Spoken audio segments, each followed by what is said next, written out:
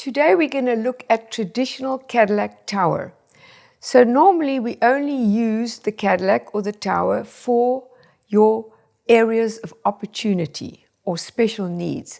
So I want to go through all the apparatus that we've got available to us and make sure that you are teaching these things so accurately. Now press your bar down, lift your head.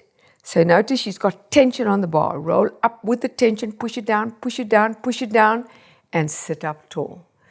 Good. So if anybody cannot do a roll-up or find a C-curve, this is an excellent exercise. Open. Now use the back of your leg together. Do not drive through the feet. Drive through the hip muscles. Legs together. Tailbone down. Soften those ribs. Open. Now back of the leg.